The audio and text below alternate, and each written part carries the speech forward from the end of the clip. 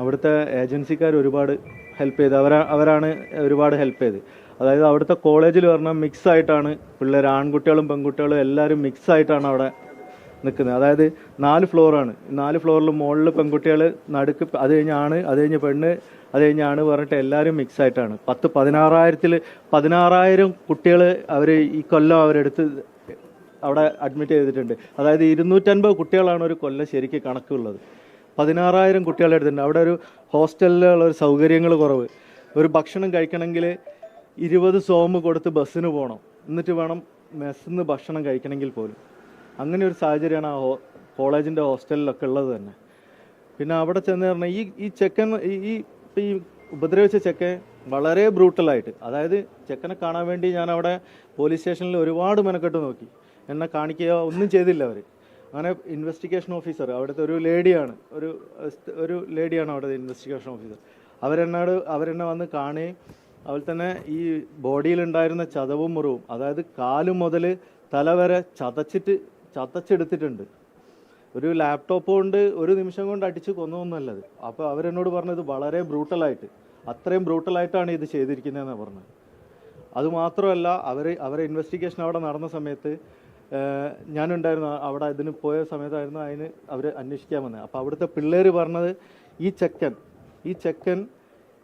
Convert ചെയ്യാൻ വേണ്ടി, അതായത് ഈ ചെക്കൻ ഈ കുട്ടീനോട് കൺവേർട്ട് ചെയ്യാൻ വേണ്ടി വളരെയേറെ പ്രാവശ്യം നിർബന്ധിക്കുക. അവിടെയുള്ള ആ പിള്ളേർ അത് കാണുകയും ചെയ്തിരുന്നു എന്ന് പറയുന്നുണ്ട്. മതപരിവർത്തനത്തിന് വേണ്ടിയിട്ട് പറഞ്ഞിരുന്നു. അവൾ സമ്മതിച്ചില്ല. ഈ ലാസ്റ്റ് സമയത്തേക്ക് പിന്നെ എന്താ ഉണ്ടായെന്നൊന്നും ആർക്കും അറിയില്ല എന്നാണ് ആ പിള്ളേർ പറഞ്ഞത്. കാരണം അത് എന്നോടല്ല, അവിടുത്തെ ഇൻവെസ്റ്റിഗേഷൻ ഓഫീസറോട് പറഞ്ഞാണ്. അവരത് എന്നോട് പറഞ്ഞിട്ടുണ്ട്. അതുപോലെ തന്നെ എംബസിയിൽ നിന്ന് ഇൻവെസ്റ്റിഗേഷൻ ആൾ വന്നിരുന്നു, അവരോട് അത് പറഞ്ഞിട്ടുണ്ട്. അവർ പറഞ്ഞിട്ടുണ്ട്. നമ്മളെ എന്താ പറയുക, അംബാസഡർ അവരും അറിഞ്ഞിട്ടുണ്ട് ഇതെല്ലാ കാര്യങ്ങളും. അപ്പോൾ ഇതൊക്കെയാണ് സത്യത്തിൽ ഉണ്ടായിരുന്നത്. ഈ കൊലപാതകത്തിൻ്റെ കാരണം എന്താണെന്നുള്ളത്, ഇതിൻ്റെ മോട്ടീവ് എന്താണെന്ന് പറഞ്ഞാൽ കറക്റ്റ് അറിയില്ല. സത്യം പറഞ്ഞാൽ ഇതിനറിയില്ല എന്താണെന്നുള്ളത്. പക്ഷേ വളരെയേറെ ഉപദ്രവിച്ചിട്ടാണ് ഈ കുട്ടിയെ മോളെ കൊന്നിട്ടുള്ളത്. അതായത് ദേഹത്ത് മുറിവ് വരാത്ത ഒരു ഭാഗങ്ങൾ ഉണ്ടായിട്ടില്ല ശരീരത്തിൽ, അത്ര ഉപദ്രവിച്ചിട്ടുണ്ട്. ഈ പോസ്റ്റ്മോർട്ടം ആവശ്യപ്പെടാനുണ്ടായ കാരണം എന്ന് പറഞ്ഞാൽ അവിടെ നിന്ന് നമ്മൾ പോയിട്ട് നമുക്ക് ഇതിൻ്റെ കേസിൻ്റെതായ യാതൊരു കാര്യങ്ങളും കിട്ടുന്നില്ല. പക്ഷേ എംബസിയിൽ നിന്ന് നമുക്ക് വളരെ പോസിറ്റീവായിട്ട് അവർ ഒരുപാട് ഹെൽപ്പാണ് നമുക്ക് ചെയ്തു തന്നിട്ടുള്ളത്. എംബസിയിൽ നിന്നാണെങ്കിൽ നല്ലപോലെ ഹെൽപ്പ് ചെയ്തു തന്നിട്ടുണ്ട്.